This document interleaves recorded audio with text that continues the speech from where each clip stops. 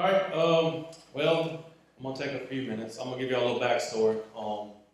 My grandfather, Joe Greer, a lot of y'all know him. He was born in Avery County. And a hurricane came through the eastern part of the state and come up here. Mr. Jimmy, did I hear you say the year yesterday? 1954. 1954. He moved down here with his daddy and his brothers to help with cleaning up from the hurricane. So that tugged at me when it turned around and hit Avery County. I felt like I needed to go help out best I could. So I've got a couple of scriptures I'm going to read first, and then we'll get through the slides and I'll talk about it. Try not to take up too much time, but we'll just talk about it if we got to. We got all that. The first verse is Paul writes a letter in 2 Corinthians, the God of all comfort. Blessed be the God and Father of our Lord Jesus Christ, the Father of mercies and God of all comfort, who comforts us in all our affliction, so that we may be able to comfort those who are in any affliction, with the comfort with which we ourselves are comforted by God. For as we share abundantly in Christ's sufferings, so through Christ we share abundantly in comfort too. If we are afflicted, it is for your comfort and salvation. And if we are comforted, it is for your comfort which you experience when you patiently endure the same sufferings that we suffer. Our hope for you is unshaken, for we know that as you share in our sufferings, you will also share in our comfort. For we do not want you to be unaware, brothers, of the affliction we experienced in Asia, for we were so utterly burdened beyond our strength that we despaired of life itself. Indeed, we felt that we had received the sentence of death. But that was to make us rely not on ourselves, but on God who raises the dead. He delivered us from such a deadly peril, and he will deliver us. On him we have set our hope that he will deliver us again. You also must help us by prayer, so that many will give thanks on our behalf for the blessing granted us through the prayers of many. I've got another verse. Paul wrote most of these. Galatians 6:2, carry each other's burdens, and in this way you will fulfill the law of Christ. I've got a verse from Hebrews 13:16, and do not forget to do good and share with others, for with sacrifices God is pleased. And the last one for right now is Romans 12:13, share with the Lord's people who are in need, practice hospitality. So thank y'all for everything y'all have done as a church and as a community. The church has helped the community, but we went on a state level doing this. We traveled to the western part of the state. We had gotten stuff together, a slew of things. We had thought we might have to make a trip today because we had so many, but luckily we were gracious enough, and Calvin Seaman offered us his truck and trailer so we could go one time, take everything we needed, and I think that was God's work because he knew that the place we went needed all this stuff. We made the trek. We left here at 6. We got to Newland 11 o'clock. We smoked it down the interstate. We got there. We felt like we're here. We're going to dump this stuff. We're coming back. We'll be back by 3. We'll be with the kids, family. Everything will be all right. Well, that wasn't God's plan. We got up there, and so I had been taught with the man. His name is Corey. I'm not even going to pronounce his last name because I'll mess it up. He's the pastor in Eden, North Carolina. But he has 4 Baptist preachers who are all pastors in Newland. And I got in touch with him, luckily through commenting on a post on Facebook, checking on kind of the area that my grandfather's place is. And he called me, we were at Walmart shopping, and I spoke with him, and he told me, he said, look, this is where it needs to go. I said, well, we've heard people are getting turned away, FEMA stepping in. He said, don't you worry about a thing. If anybody stops you, you call me, we'll get you there. So, thankfully, we had no issues. The only issue we had was we ran out of biscuits about 7:15. This picture up here, we had stopped in Wilkesboro, got some fuel before we started up the mountain, and we made that trek, and thankfully nothing happened climbing that big mountain. We thought we might have an issue, but God's grace, we made it. And we got to Newland, and we pulled up on the hill where the place was, and but this is what we saw. Them 2 trailers right there are Jeffrey Pittman's. He's from Newland. He owns a huge trucking company, and his place got flooded. He hauls for the Ingles grocery store, but his place got flooded out. But luckily, he had 2 trailers that he had stuff, and he brought up to Newland. This is the church. It's Mount Victory Baptist Church. They are, I'll tell y'all how good God is. They bought this land. It's 81 acres on top of a mountain. He told me they paid $1.7 million for the land. And y'all take a guess at how many members are in the church. Somebody should give me a number. It'll sound familiar. It'll sound very familiar. 100 members in that church. 100 members, and they bought that place, and they are building a new church, a new community center, a new church. It's amazing. Well, the very first thing that they built that we saw when you were climbing the mountain was this. This is the altar they built when they bought the land, and you see the pegs around it. That's for all 50 states. Obviously, they didn't have the flags up when we went because of the wind. But they had Bible verses etched on each side of that altar. It was one of the prettiest things I saw. You were on top of the mountain looking over. I mean, I don't feel like you could have got much closer to God from where you were. I mean, you were that high up. Also pulling in, I don't know if it's hard to see, but that was good. I mean, seeing that when you pull on the hill, you see helicopters coming and going. I mean, that sinks in. I mean, just, you know trouble's here, but you know good people are here as well. Let's see.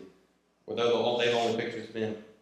Yeah, not all of them came through. Okay, all right, that's good. So I'll get on with the story.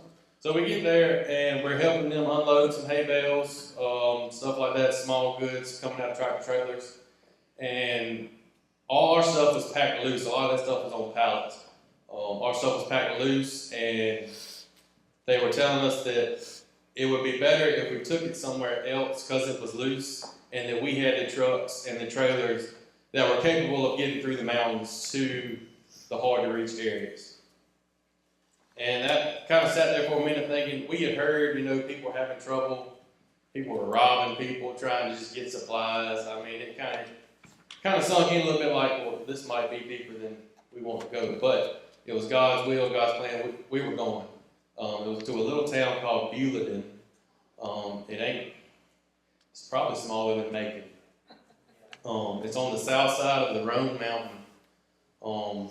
I had to trek from there. It was 30 miles, and it took us 2.5 hours to get there. Through the mountain country, back roads. We were coming into Spruce Pine, and we hit a traffic jam, and sat there for a good hour, I would say. And we heard this loud helicopter. It was a Chinook helicopter, one of them great big dual rotor type deals.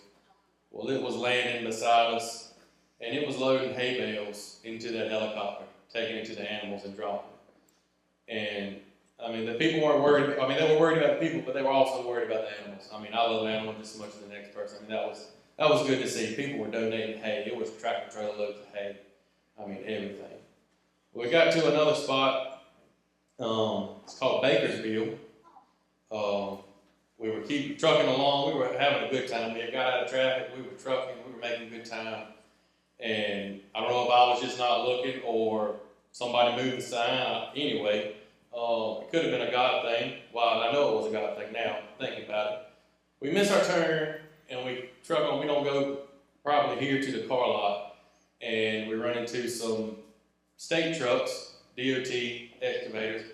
And I'm looking out, it's like, that's an excavator up there. And In the road. him is if he picks us up and sets us across the creek. Well, so they stop us. I mean, obviously, said, look, we didn't see the sign was moved. Either way, we got to get turned around, get gone, because we got somewhere to be. The boys from the state, they were from Franklin County, up there working.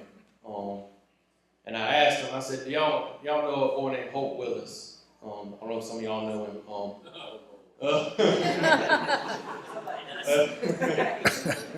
He's my neighbor. We've grown up together. I knew he was up here. I hadn't heard from him in a while.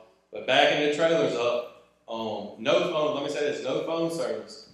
About halfway there, we lost phone service. We lost two-way radio communication. We were in the dark. And all them people up there working were too. When we backed up, I saw him coming across the yard. I mean, we were 300 miles away from home. In that small of a world that you run into somebody up there doing the same thing you're trying to do. He was working for the state fixing the road because the water had come through and tore the bridge in Bakersfield all the way up. I mean, you couldn't get across it. It was septic, it was water run, I mean, it was terrible. I know he didn't have service when I got home that evening. I was able to text his wife and let her know that I had saw him. He was okay. He was busy. I know he didn't have phone service, but he was okay.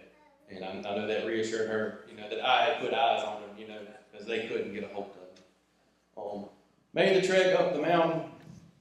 It felt as tight as indoors right there. Devastation. Trees blowed over the whole mountainsides. Half of the forest up there is gone. It's laid over. It's just devastation is there in the forest. We made it up the mountain, made it down the mountain with no problems, just tight. We had to drive, had to be a decent driver. We got there, we made it into the town of Bulletin. We had power lines probably, 2 foot over our head, going through the town.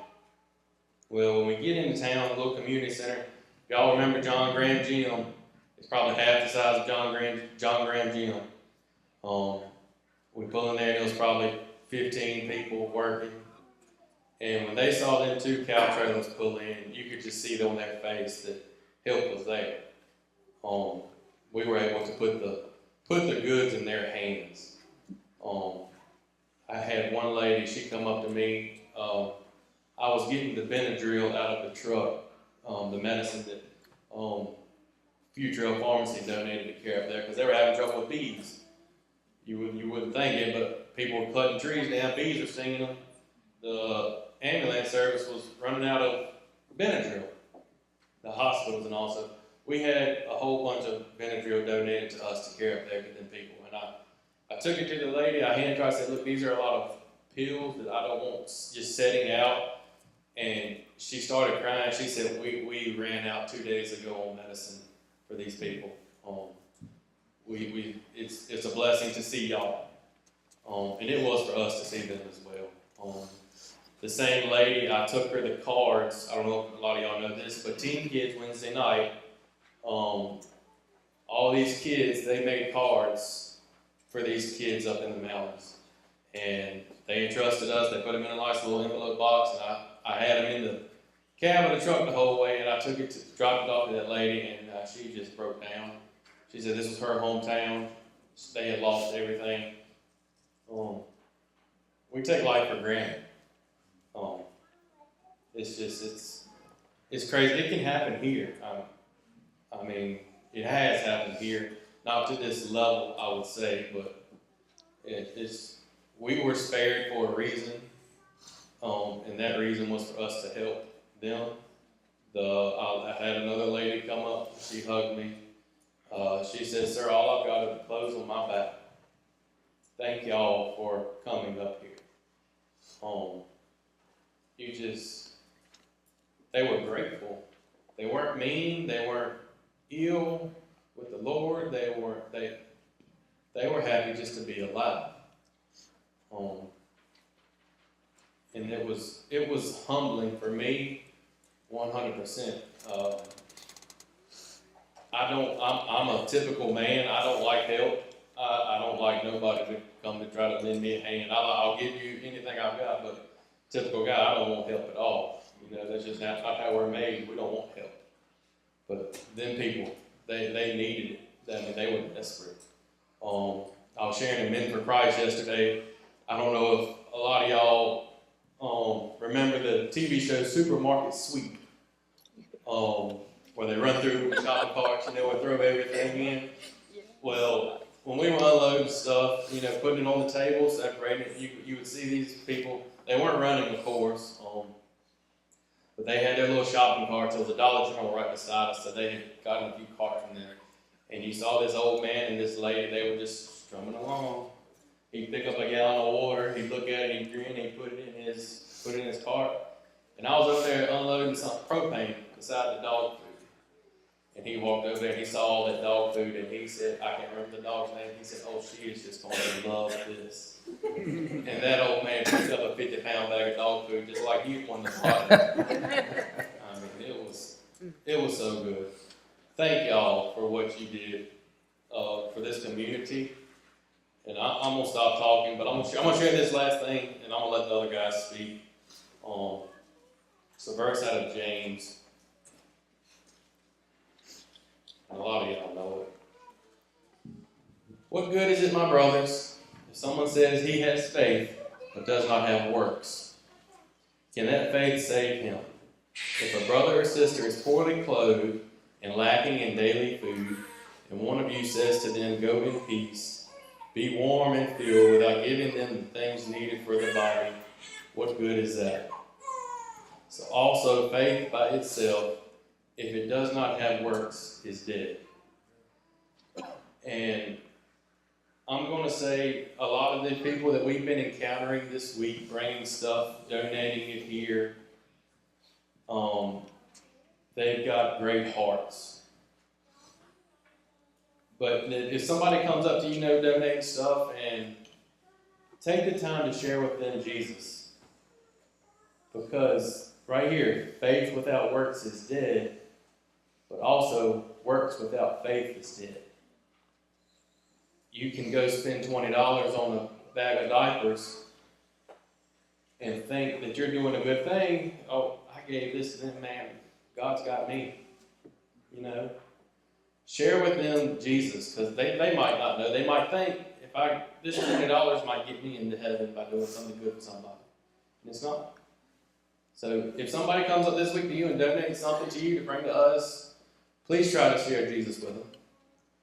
Because they might think this might get me to heaven. But works without faith is dead. I'm going to let somebody else talk, sorry, but thank y'all so much.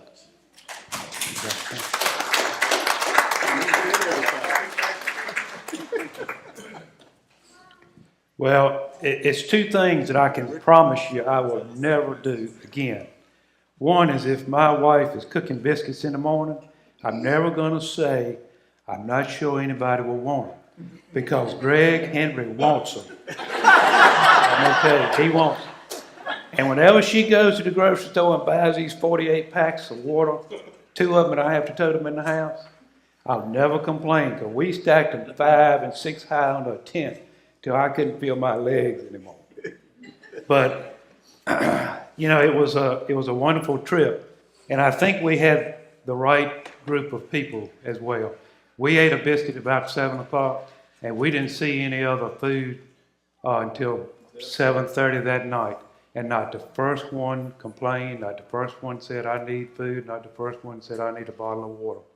And Jerry's, his sugar, and he has to eat when he needs to eat. He did not eat all day, and he said it never moved. And God was with us. And, I wish I wasn't a stupid, emotional type, but I am. But before we left, Jacob said, "Let's go in and see if we can find somebody to pray with." And I said, "Okay, let's go." So we went in, and this lady, we said, "Can we stop and pray?" And she said, "Yeah." So everybody that was working stopped. And I was able to pray with those folks.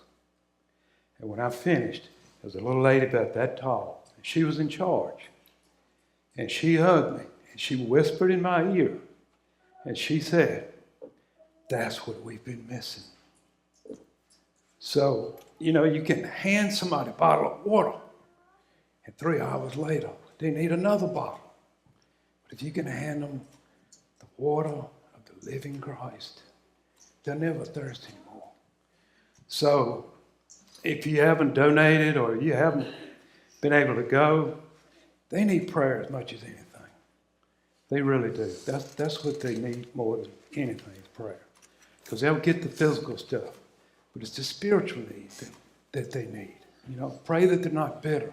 Pray they'll run to God, not run away from Him, because what's happened. And what's happened is bad, but there's so many good works going on. And this was put it to us. And if we hadn't got directed to the wrong place, I'd have never got to pray with those folks. Would have never made that contact with those folks. And we really had the right team go this time, because these guys, They were awesome. We had one fellow that wasn't even supposed to be with us, but he was with us, and I hope he didn't get in trouble for it. But he went with us. But it was a humbling experience, and the need is there. It really is. Thank y'all for going with us.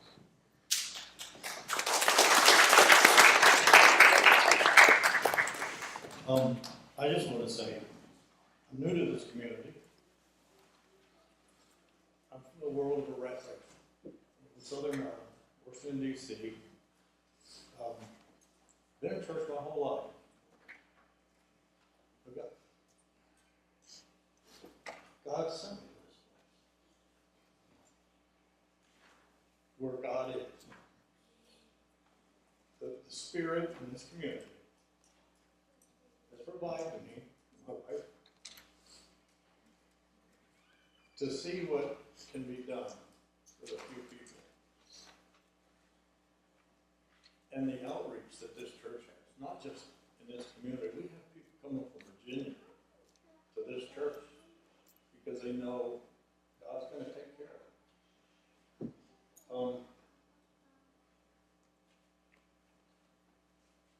I don't know how grateful I could be for what He's done. The vision that He had, the vision that He has to do the incredible works that God has for us to do. I have two stories. I could tell you many that the place is incredible, bad and good. We never saw any sad faces. Most people were happy to be alive. We ride along the riverbank, and the riverbank was just scrubbed clean. There were none of the rocks. Dirt was gone. But anyway, my whole way there, I have this water on my brain. Not in my brain, well, there's water there too. The water that we have in those trucks, that we had to load with this community of help. We didn't know that we were going to have to unload it except this. And that would have been a task. When we got to Beulah, we didn't have to hardly unload anything. You know, we helped organize. We take it in the truck and hand it to people. People were just standing for them. But the biggest blessing was the water. When we got ready to unload that water, the Lord sent this group of young military men that made a game out of it. And we're challenging each other. We only had to touch the water in the truck. We didn't have to carry one bottle of water. We would have been back home till midnight if we had moved that water. We had 2 trucks full of water. The Lord sent those fellas, and as we were packing up to leave, they were getting in their cars to leave. I don't know where they came from, but they were there when we needed it. And the other story is, Rick alluded to him, type 1 diabetic. I have to watch my sugar closely, I have to eat regularly. He left that information out. He always It wouldn't does. have got any good to tell them other than them going in a trailer and getting something. Because there wasn't any place for us to stop and get it. But anyway, thank God for Rick and his wife for those biscuits. Yeah. I had one in Wilkesboro when we stopped to get gas. I had a little snack when I got up at 4 o'clock in the morning. And I come out of the store with a soda, not even thinking about my sugar. My wife always protests, I don't do that. And I walk past and Rick says, "Hey, you want one of these biscuits?" And I go, "No, I do." Because I knew Greg was going to arrest me. He already had a couple. Anyway, so I ate that biscuit. The last bit of food I had until 7:30 that night. Now, I was a little worried about it, but I didn't want to slow us down. I didn't want to, I didn't want to stop and eat. I I didn't think about putting anything in my packet. You know, oh my man, that's no problem. Anyway, I was smart enough to check it all day long. My sugar normally goes like this all day. My sugar never left 160 all day. I think there's one person that could do that. That's the Lord. I want to thank you for allowing us to be a part of this. And I'm sure we're going farther than this. We've only just begun. God bless you all.